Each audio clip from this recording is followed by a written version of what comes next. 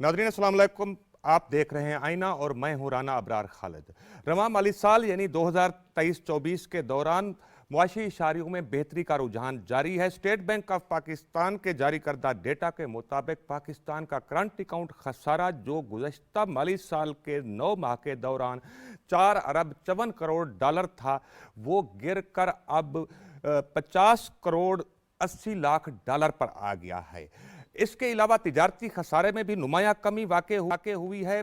पिछले माली साल के दौरान तिजारती खसारा 25 अरब 45 करोड़ डॉलर था, जो अब कम होकर 22 अरब 97 करोड़ डॉलर पर आ गया है। इसके अलावा समंदर पार पाकिस्तानियों की तरसीलत ज़र उनमें खातिर खा इजाफा हुआ है, जो कि पिछले माली साल के दौरान 20 अरब 85 करोड़ डॉलर थी, वो बढ़कर 21 अरब 4 करोड़ डॉलर हो गई हैं। इलावा जी मुल्की बरामदात अशिया की बरामदात में 9.3% इजाफा हुआ है।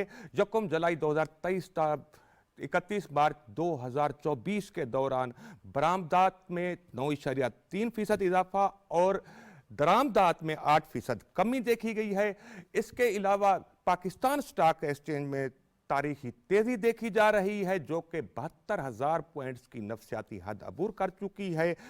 दूसरी जानब बिरादर इस्लामी मुल्क सऊदी अरब की जानब से 5 अरब डॉलर की बराह रास्त सरमायाकारी के लिए रीजनेबल पेशरफ्त हो रही है। नए IMF प्रोग्राम के लिए वफाकी वजीर खजाना मोहम्मद औरंगजेब की MD IMF और दीगर हुकाम से काफ़ी हौसला अफजा मुलाकातें हुई हैं। आप जानते हैं कि आलमी bank Dasu hydro power project के लिए 1 अरब डॉलर की फाइनेंसिंग का पहले ही ऐलान कर चुका है। वफाकी वजीर खजाना मोहम्मद औरंगजेब ने 50 करोड़ डॉलर के चीनी पांडा बांड के अजरा का भी इंदिया दिया है, वो इंदिया दे चुके हैं। नाजरीन, एक वो वक्त था कि आज से साल 1.5 साल पहले हर तरफ से पेशन गोइयाँ हो रही थी पाकिस्तान की मईशत के दिवालिया होने के हवाले से, लेकिन आज अगर हम इस पेशरफ्त को, इन मस्बत रुझान को देखते हैं मुआशी इशारियों में, तो हम बआसानी कह सकते हैं कि पाकिस्तानी मईशत का बुरा वक्त गुजर चुका। जबकि बल्कि अगर पॉलिसियों में तसलसल बरकरार रहा और तमाम स्टेक होल्डर एक पेज पर रहे, तो हम कह सकते हैं कि अच्छे दिन पाकिस्तानी मईशत के आने वाले हैं। नाज़रीन, प्रोग्राम में आज हमारे साथ हैं मुल्क के जय्यद मशहूर व मारूफ शख्सियत डॉक्टर शाहिद हसन सिद्दीकी, जो कि स्काइप पर हमारे साथ मौजूद हैं। हम प्रोग्राम में उनको वेलकम करते हैं। डॉक्टर साहब, ये जो मुआशी इशारे हैं, जो मैंने पिछले माली साल के साथ इनका तकाबली जायज़ा पेश किया है, ये काफ़ी जो है ना हौसला अफजा सूरत हाल है, लेकिन आप इस वाले से क्या समझते हैं कि कमी कहाँ पर है या मज़ीद बेहतरी की क्या गुंजाइश पैदा हो सकती है? बहुत शुक्रिया। ये बात बिल्कुल सही है कि इस माली साल में खसारे में कमी हुई है और जारी हिसाबात के खसारे में भी खासी बेहतरी आई है। लेकिन बात ये थी कि जो इस हुकूमत को विरसे में मिली थी मईशत, वो बहुत तबाहाल थी, और अब जो कोशिश हो रही है वो ये हो रही है कि जो मईशत को दरपेश चैलेंजेस हैं और जो ख़तरात हैं उनसे निपटा जाए। और आपके भी इल्म में है कि स्पेशल इन्वेस्टमेंट फैसिलिटेशन काउंसिल जो है, उसका भी बड़ा अहम किरदार है इन कोशिशों में, जो पाकिस्तान के लिए मुश्किलात हैं। इस वक्त जो एक बड़ी अहम, मैं जिसको पेशरफ्त उम्दा समझता हूँ, वो है बिरादर इस्लामी मुल्क ईरान का पाकिस्तान का दौरा। ये बात मैं इसलिए कह रहा हूँ कि हमारे जो 4 पड़ोसी हैं, उनमें से चीन के अलावा तीनों के साथ हमारे ताल्लुकात जो हैं वो ख़राब थे। भारत तो हमारा दुश्मन है, फिलहाल रहेगा भी। और अफगानिस्तान की हुकूमत ने भी कह दिया कि जी तहरीक तालिबान पाकिस्तान जो दहशत गर्दी कर रहे हैं पाकिस्तान में, और वो अफगानिस्तान से कर रहे हैं, वो उनको रोकने की पोजीशन में नहीं है। शायद उनकी, वो भी बहुत ताकतवर हैं। लेकिन ईरान एक ऐसा मुल्क है जिसको, जो हमारी मुश्किलात को समझता है और हम उनकी मुश्किलात को समझते हैं। तो अब अमेरिका की उस पर सैंक्शंस हैं, लेकिन जिस तरीके से वहाँ के सदर पाकिस्तान तशरीफ़ लाए और जो पाकिस्तान में उनका इस्तकबाल किया गया और जो उनके साथ मामला तय हुए, ये बहुत खुश आइंद है। इनको 10 अरब डॉलर की तिजारत में नहीं देखना चाहिए। इसमें जो सबसे बड़ी बात यही है कि ईरान पर सैंक्शन है, लेकिन हमने उनके साथ ये मामला तय किया है कि हम दोनों मुल्कों की सरहदों पर जो है वो मार्केटें लगाएंगे, स्मगलिंग के बजाय वहाँ कारोबार होगा। जी। वो जब वहाँ कारोबार होगा तो उसको हम कहेंगे अमन का बॉर्डर है, सलामती का बॉर्डर है, खुशहाली का बॉर्डर है, ताकि वहाँ दहशतगर्दी ना हो। अमेरिका अगर ये चाहता है कि दहशतगर्दी दुनिया से कम हो, तो बड़ा अच्छा मौका है कि पाकिस्तान और ईरान ने मिलकर जो ये फैसला किया है, दो बिरादर इस्लामी मुल्क हैं, ये एक मैसेज गई है दुनिया को कि दोनों मुल्क जो है ये चाहते हैं कि जो है वो खुशहाली आए, आपस में इख्तलाफात ख़त्म हो। ये इसको कामयाब पेशरफ्त कहूँगा मैं, और लेकिन जी। इसको मैं 10 अरब डॉलर के पैमाने से नहीं नापूंगा। ये खुशी की बात है। जी। ठीक है, ईरान पाकिस्तान गैस पाइपलाइन ना भी बने, लेकिन ईरान ने जो हमारे ऊपर कानून के तहत 18 अरब डॉलर का जुर्माना कर सकता था, क्योंकि वो नहीं करेगा, क्योंकि वो हमारी कमजोरी को समझता है। इसको मैं कामयाबी समझता हूँ, नंबर 1।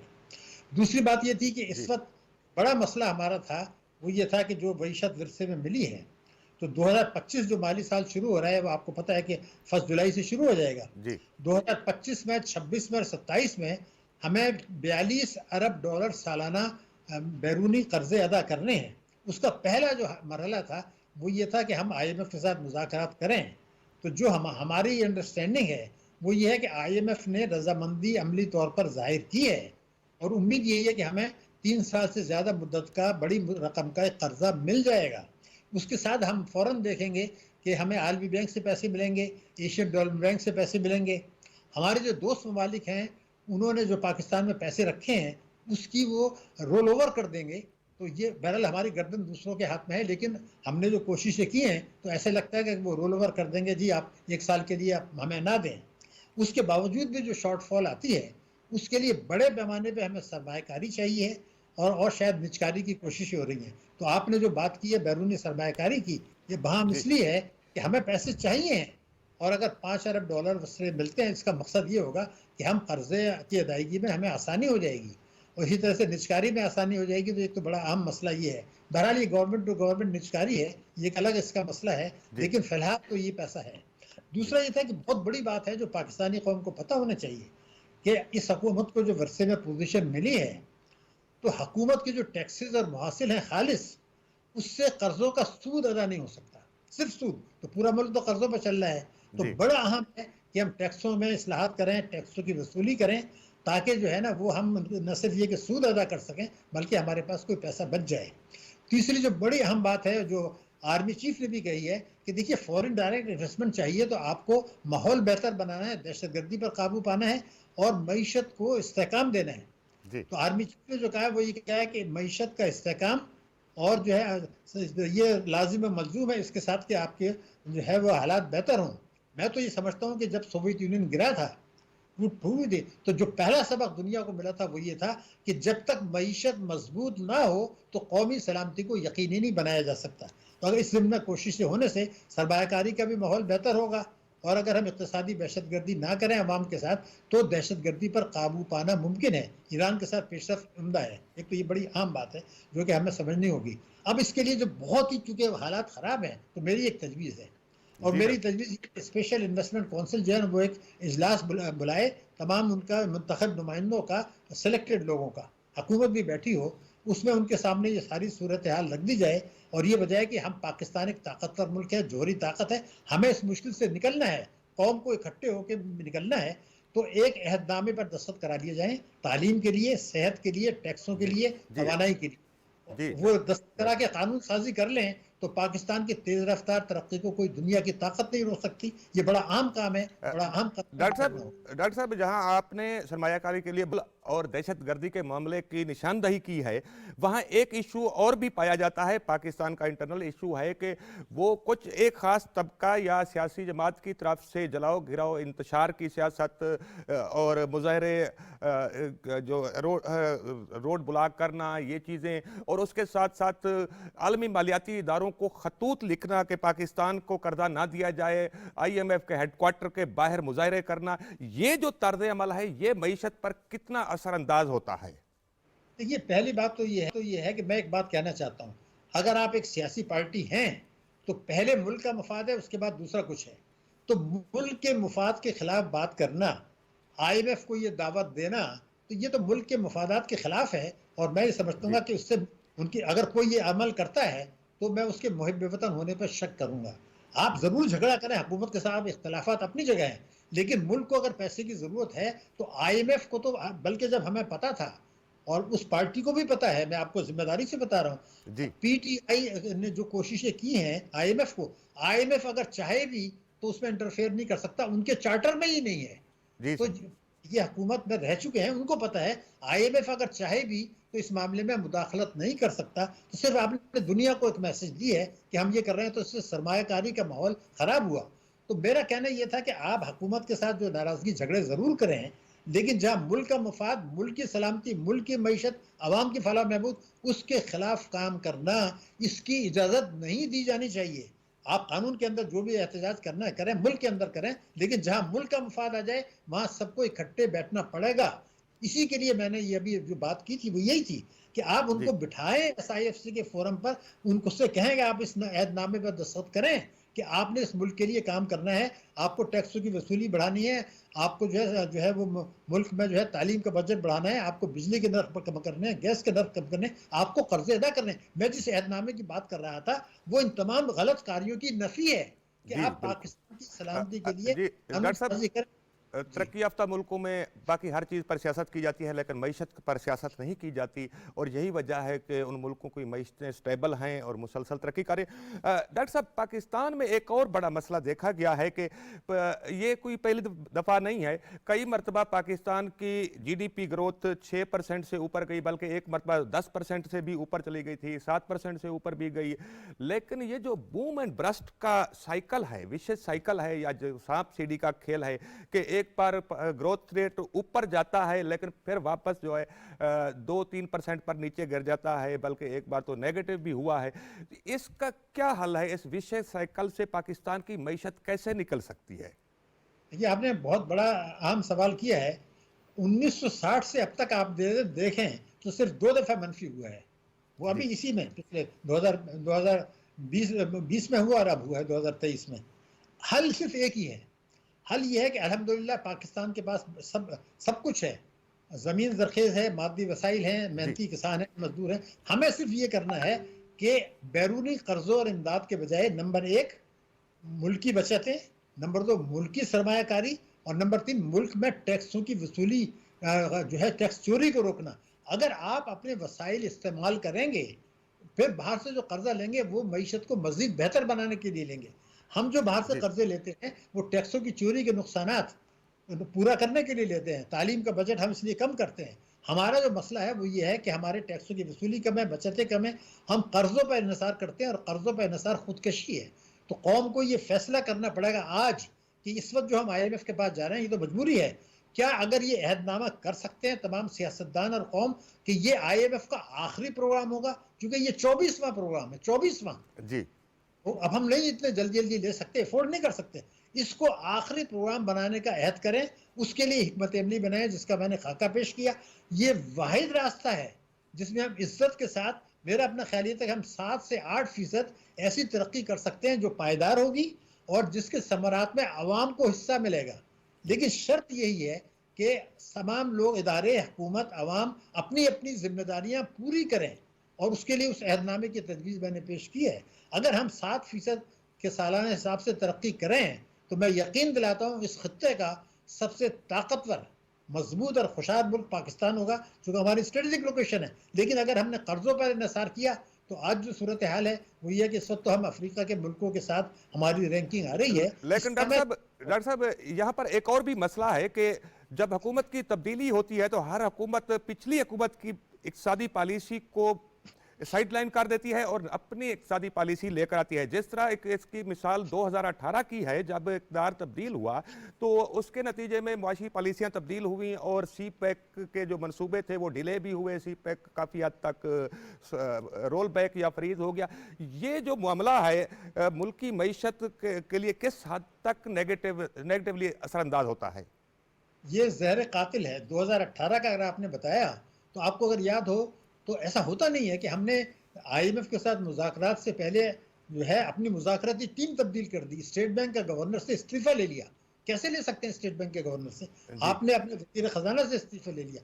तो मैं इसीलिए ये बात कर रहा हूँ कि जब आप माशी पॉलिसियों पर, अभी मैंने कहा टैक्स, तवानाई, तालीम और सेहत, इस पर एहदनामा करेंगे, कोई हुकूमत आए, कोई जाए, जी लेकिन पॉलिसी पर उसको अमल करना होगा। इसीलिए मैं तो पहले आपको पेशबंदी कर दी कि कोई आए कोई जाए, जो पॉलिसी बनी है कि आपने हर किस्म की आमदनी पर टैक्स लेना है, आपने टैक्स की चोरी रोकनी है, मईशत को दस्तावेजी बनाना है, तालीम और सेहत का बजट ज़्यादा रखना है, बिजली पेट्रोल गैस के नर्क नहीं बढ़ाने, तरक्याती अखराजात करनी है और लोगों को रोज़गार बहाल करने के लिए पॉलिसियाँ बनानी है। ये जब अहदनामे पर आप दस्तखत करा के कानून साजी कर लेंगे, तो कानून साजी का मतलब ये होता है एक हुकूमत जाए, दूसरी आए, तीसरी आए, वो उस पर अमल करने की पाबंद होगी। बिल्कुल, ये करना होगा। मईशत का अहदनामा ज़रूरी है। डॉक्टर साहब, आपका बहुत शुक्रिया, आपने हमें टाइम दिया। नाजरीन, यहाँ पर लेते हैं ब्रेक और मिलते हैं ब्रेक के बाद।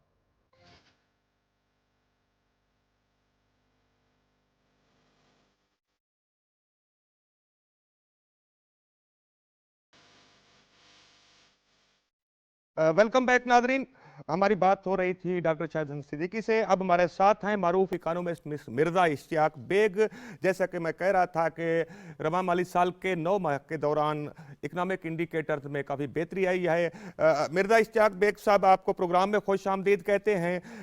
स्टेट बैंक ऑफ पाकिस्तान के डेटा के मुताबिक रवा माली साल के पहले 9 माह के दौरान, यानी कि जुलाई 2023 से मार्च 2024 के दौरान करंट अकाउंट डेफिसिट काफ़ी नीचे गया है, जो कि 4 अरब 54 करोड़ डॉलर था पिछले साल के इस अरसे में।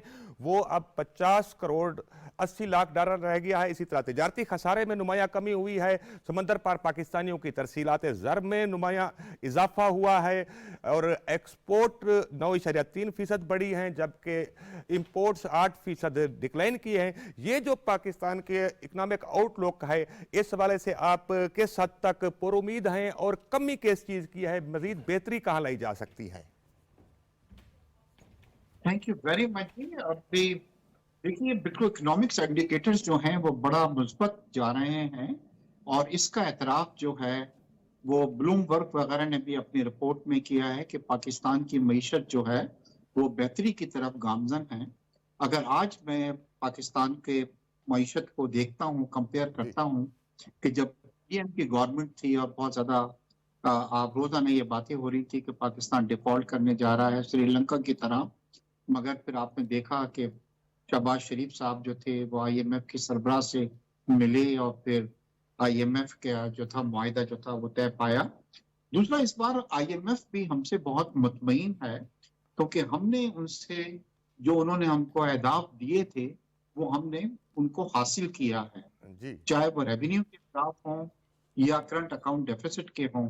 खास तौर पे यहाँ पे ये अप्रिशिएट मैं करना चाहता हूँ कि करंट अकाउंट डेफिसिट जो था, यानी कि इंपोर्ट जो थी एक वक्त में हमारे हाथ से निकल चुकी थी और हमने कुछ सख्त मेजर्स लिए और उसके बाद कुछ महीनों से बड़े पॉजिटिव आ रहा है, यानी कि हमारी एक्सपोर्ट और रेमिटेंसेस ज्यादा हैं और हमारी इंपोर्ट्स जो है वो कम है। जी इसके अलावा जो सबसे बड़ी चीज है जो आपने मुझसे कहा है कि अभी कमी की चीज की है, जो कमी अगर है तो हमें फॉरेन इन्वेस्टमेंट की पाकिस्तान में एफडीआई की बहुत जरूरत है।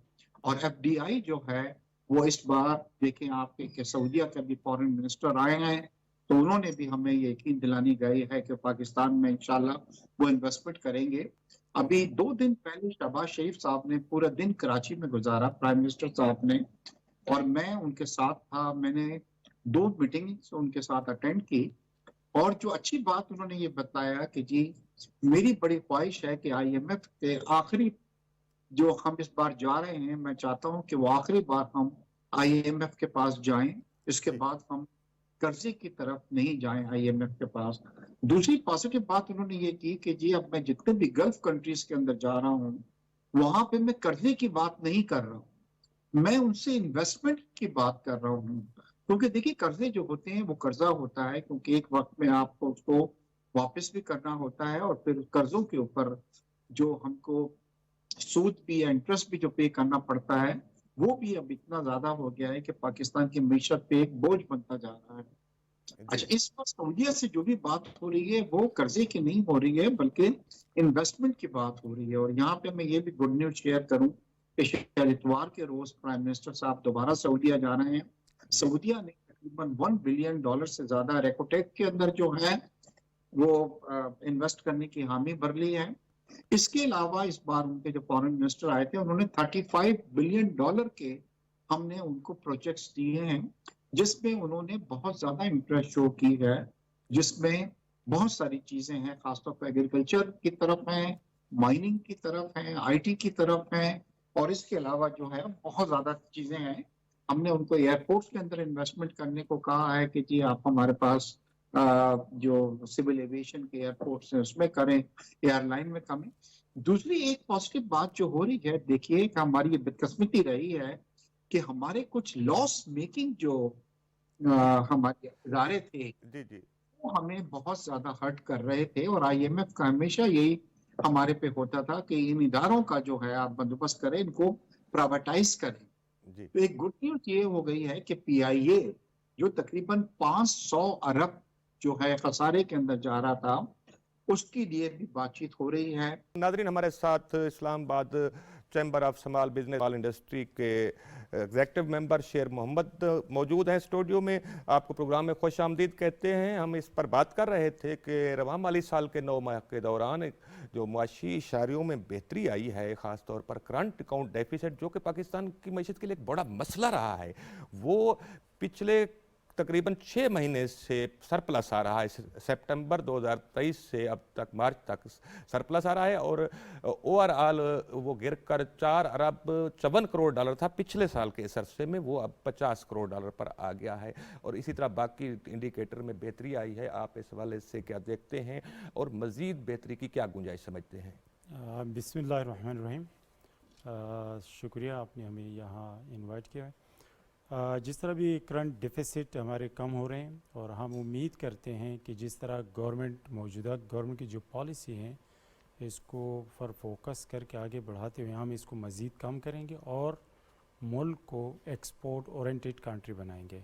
اور جس وقت ہم اپنے ملک کو ایکسپورٹ اورینٹیڈ کنٹری بنائیں گے, ہمارے ایکسپورٹ بڑھیں گے, تو ہمارا کرنٹ ڈیفیسٹ کم ہو جائے گا.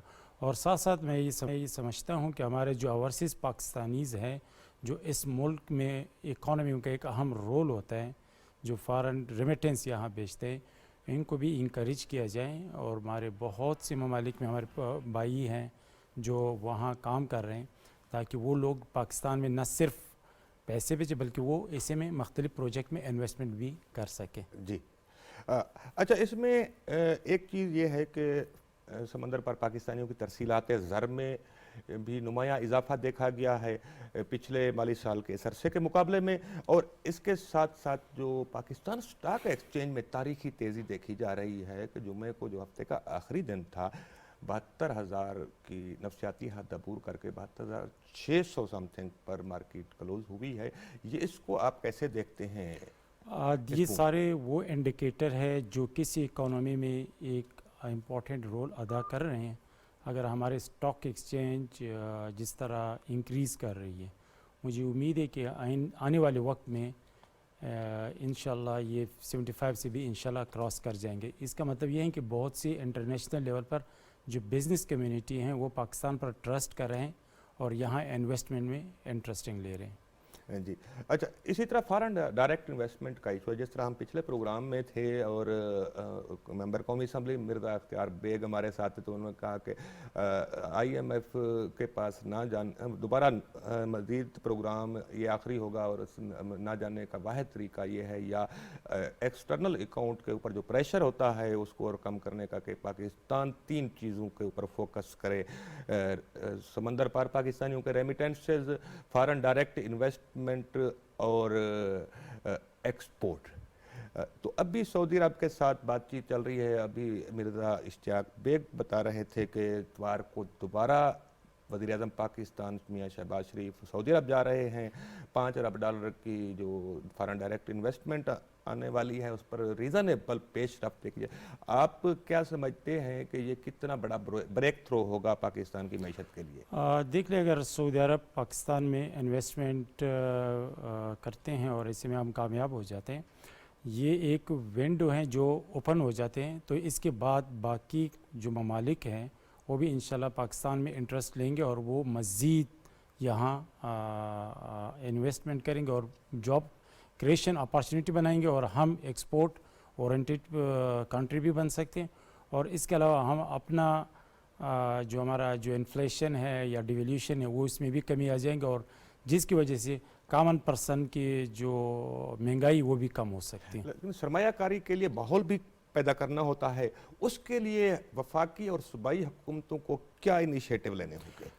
پر دا کریشن جاب اپارچونیٹی پر کریشن انویسٹمنٹ جو پولیٹیکل انوائرمنٹ ایک امپورٹنٹ رول ادا کر رہے ہیں اور ان دونوں کے لیے چاہیں کہ یہ سارے لوگ مل کر, یعنی اس میں کوئی پولیٹیکل کا یہ نہ ہو کہ اپنے منشور صرف منشور اکانومی بوسٹنگ کے لیے ہو اور اس منشور میں ہر پولیٹیکل پارٹی, جس طرح لاسٹ ٹائم بھی آپ بار بار ذکر کر رہے ہیں کہ سب پولیٹیکل پارٹی لوگ جو تھے ایک منشور ایک ہونا چاہیے کہ ہم نے اکانومی کو ریسٹور ڈاکٹر شاہد حسن صدیقی بھی تھوڑی دیر پہلے ایک عہد نامہ کی بات کر رہے تھے, معاشی عہد نامہ کی, جس کو ہم مساق معیشت بھی کہہ سکتے ہیں, کہ تمام سٹیک ہولڈر ایک ہی پیج پر ہونے چاہیے اور بیٹھ کر وہ ایک کنسنسس کے ساتھ عہد نامہ کریں.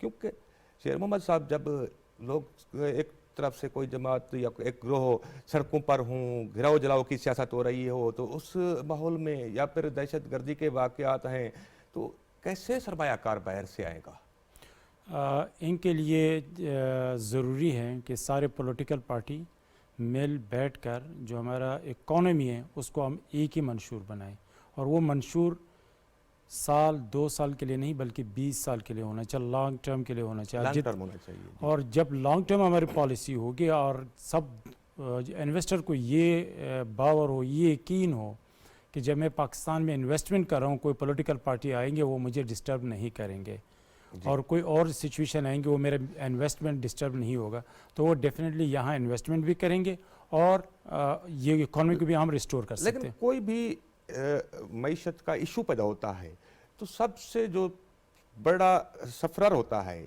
جس کو جو ایفیکٹ کرتا ہے معیشت کا بحران, وہ عام آدمی ہوتا ہے.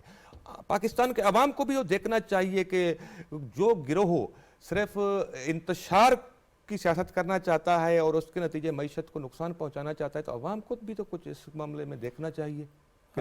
دیکھ لیں, سب سے پہلے ہمیشہ آپ کوئی بھی کام کرتے, جس طرح آپ کے ایک پروگرام ہے, یہ create awareness among the peoples, common peoples کے بارے میں, تاکہ وہ یہ لوگ سوچ سکیں, یہ باخبر ہو کہ ہم یہ جو لانگ ٹرم پالیسی ہے اس سے ہم پر کیا اثر انداز ہوتے ہیں.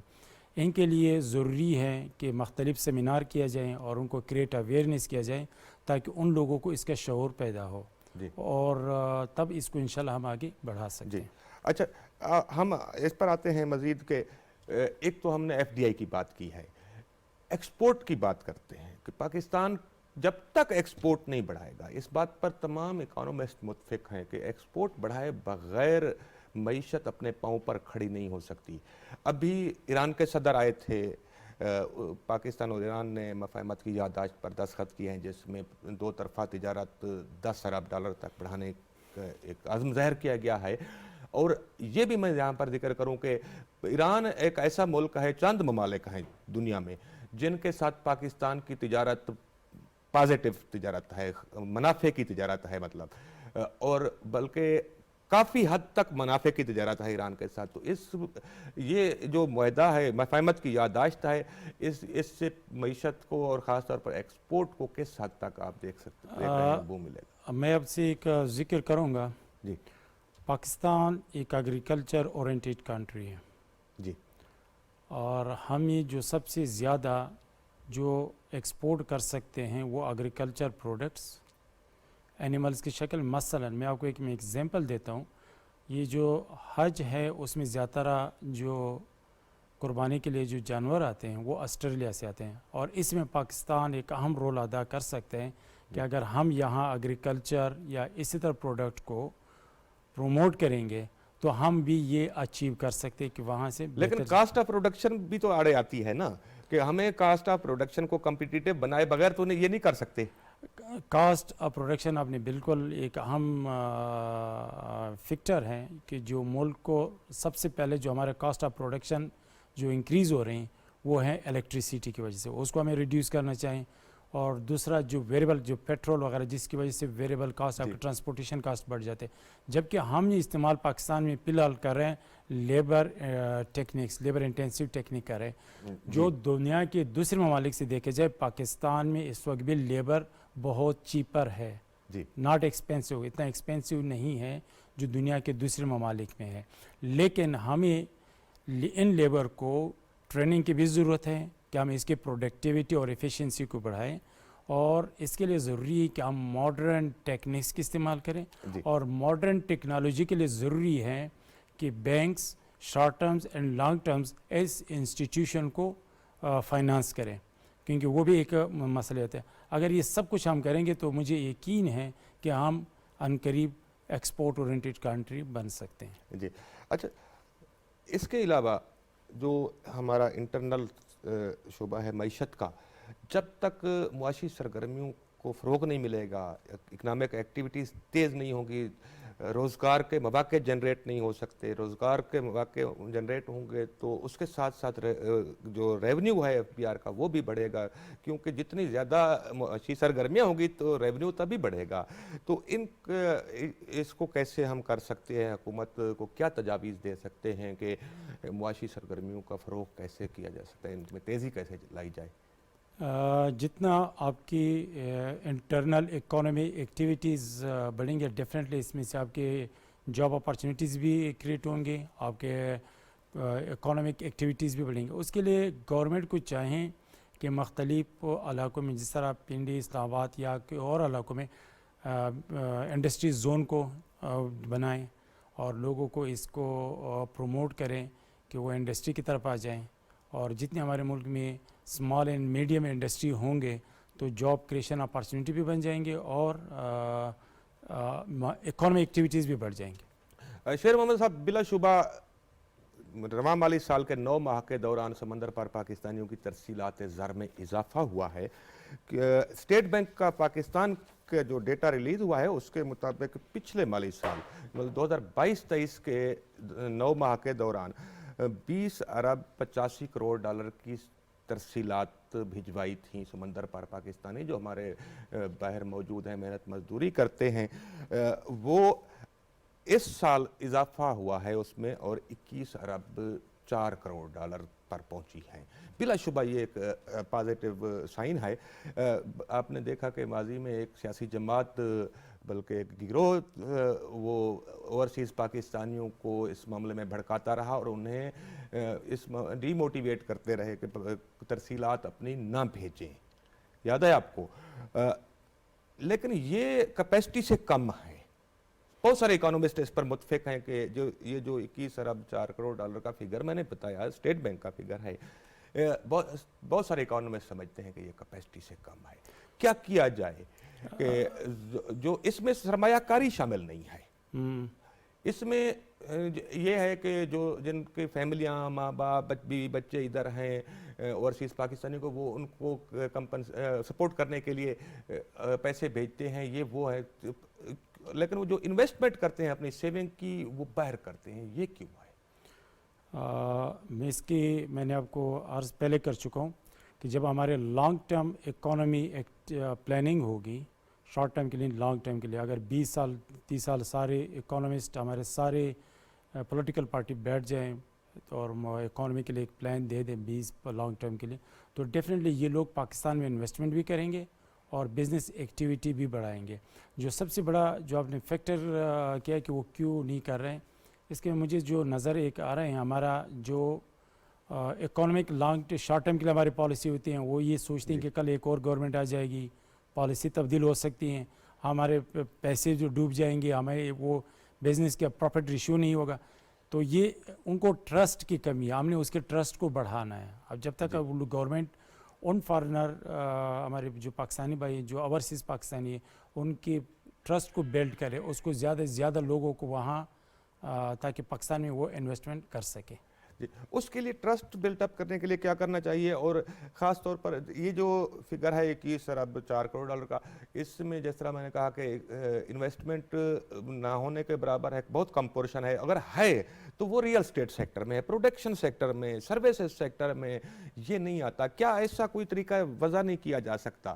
بہت سارے ملک نے مختلف پروسیجر اپنائے ہیں کہ ان کے لیے اپرچونٹی کھولی جائے کہ government of Pakistan sovereign guarantee دے، وہ کسی بھی کاروبار میں انویسٹ کرتا ہے، اگر کوئی بھی اوورسیز پاکستانی، وہ چاہے $50 کرتا ہے یا $50 ملین کرتا ہے، اگر بالفرض اس کا پیسہ ڈوب جائے گا تو گورنمنٹ آف پاکستان یہ ساورن گارنٹی کر دے کہ وہ اس کا نقصان حکومت پورا کرے گی۔ کیا اس طرح کا کوئی پروسیجر ڈیوائس کرنے سے بریک تھرو مل سکتا ہے؟ اس میں ڈیفینیٹلی مل سکتا ہے۔ اس میں اگر کیا ہونا چاہیے؟ ایسے پالیسی ہو کہ جو گورنمنٹ اس کو ٹرسٹ بلڈ کرنے کے لیے کہ وہ پاکستان میں انویسٹمنٹ کرے، ان کا جو انویسٹمنٹ وہ ضائع نہیں ہوگا، تو میں سمجھتا ہوں اسی وجہ سے بہت سے پاکستانی پاکستان میں آ کر یہاں انویسٹمنٹ کر سکتے ہیں، کیونکہ پاکستان ایک انویسٹمنٹ کے لحاظ سے ایک بہترین ملک ہے۔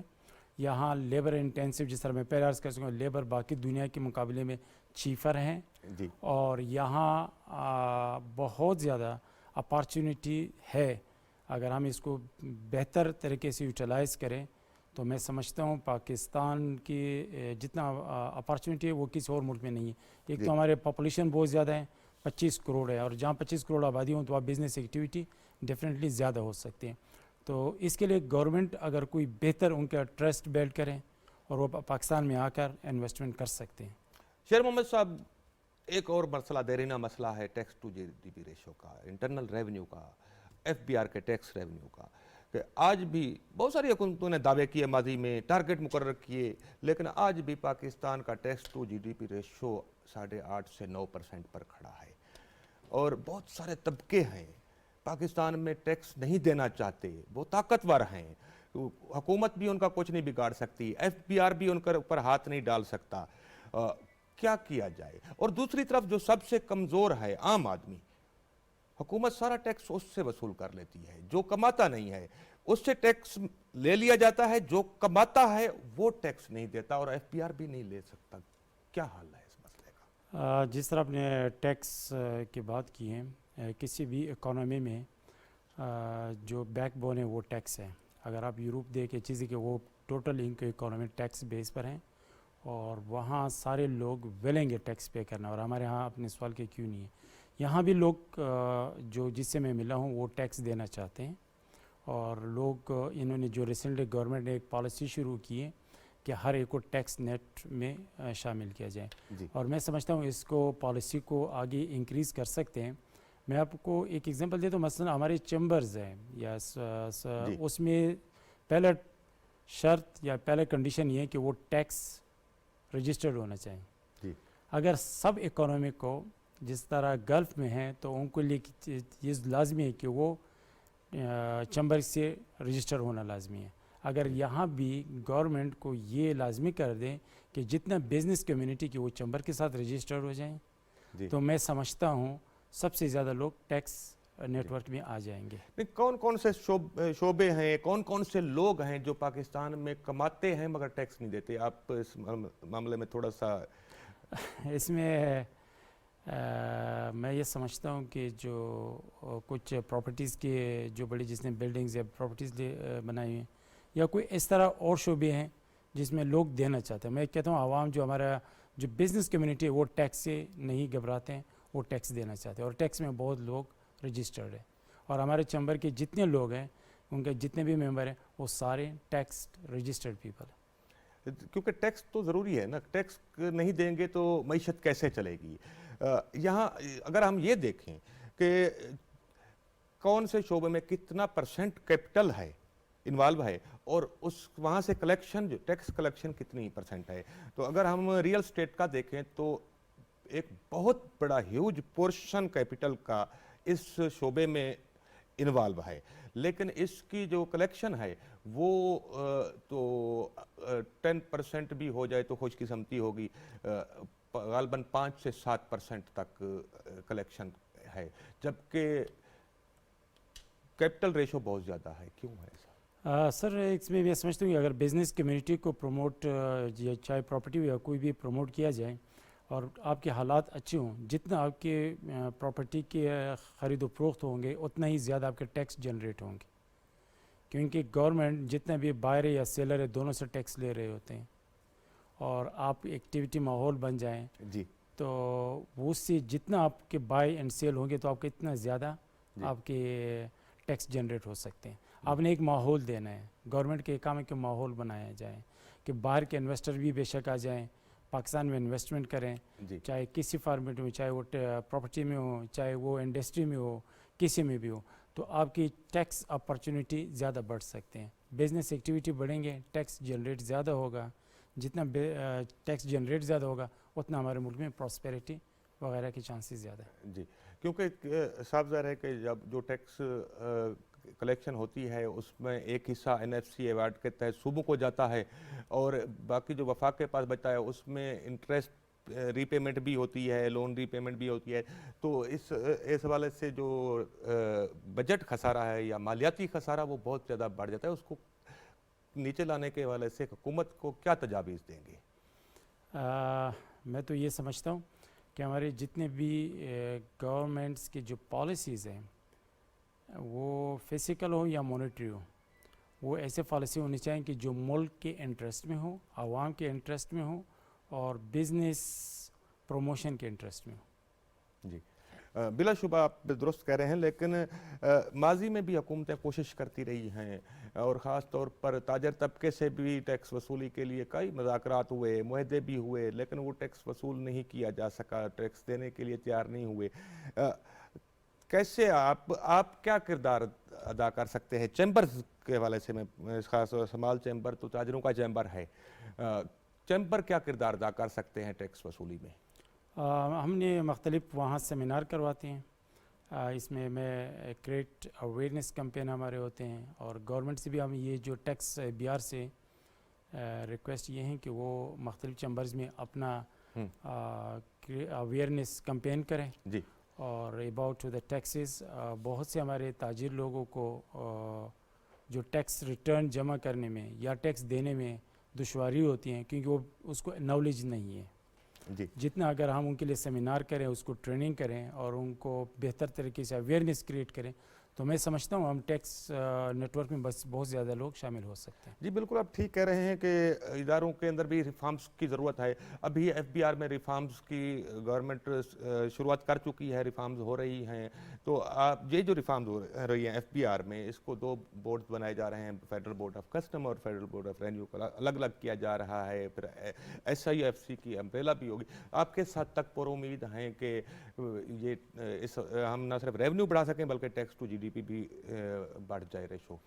आपकी GDP उस वक्त बढ़ जाएंगे जब आप ज़्यादा से ज़्यादा लोगों को क्रिएट अवेयरनेस देंगे। अब आप जितने भी पॉलिसी इंटरनल बनाएं, जब आपकी आम कामन बंदे को पता ना हो तो उससे आप जनरेट नहीं कर सकते। आपने टैक्स मोर जनरेट करना है, आपने बिज़नेस कम्युनिटी के साथ जो थे उस अपने इस इन्वॉल्व करना है, ऑन बोर्ड लेना है ताकि वो भी अपने राय दे सके और ताकि हम किस तरह अपने टैक्स को ज़्यादा से ज़्यादा बढ़ा सकते हैं।